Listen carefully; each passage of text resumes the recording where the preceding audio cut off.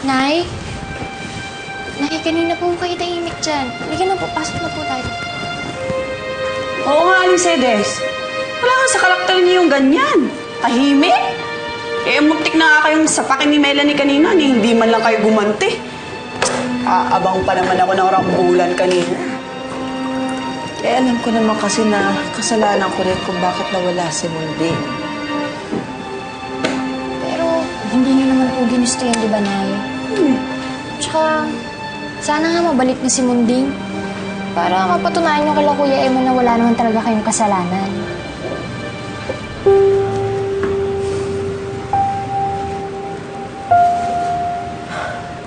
Sades! Uy! Okay lang ba kayo?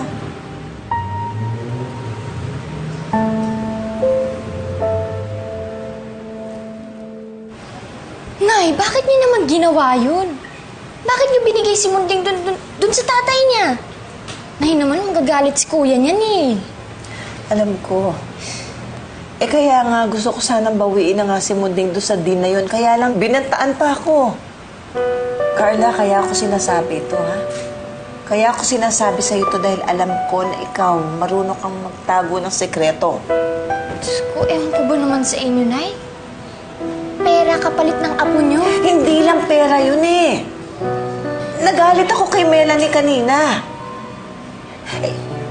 Yun, kasi pinamukhaan ako eh. So kaya gumanti kayo? Parang tanga tuloy sa paghahanap si na Kuya Eman. Nay naman, sana kay Kuya Eman sinabi niyo. Ano ako, Hilo? Sasabihin ko sa kuya mo para ipahamak ko ang sarili ko? Hindi ko kayang maintindihan, Nay. Bakit pa gusto niyo sirain yung pamilya ni Kuya Eman? At kahit galit kayo kay Ate Mel, Nay, dapat naman hindi niyo dinama yung bata.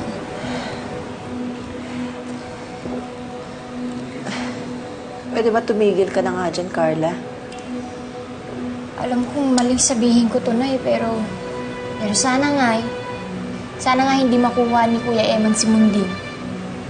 Nay, pag nangyari yun, nailagot kayo. Tapos pag nagkabukingan na nalaman na nakay din si Munding, tsak kayo ay tuturo ni Dina kasabwat. Alam ko yon. At hindi naman ako tanga.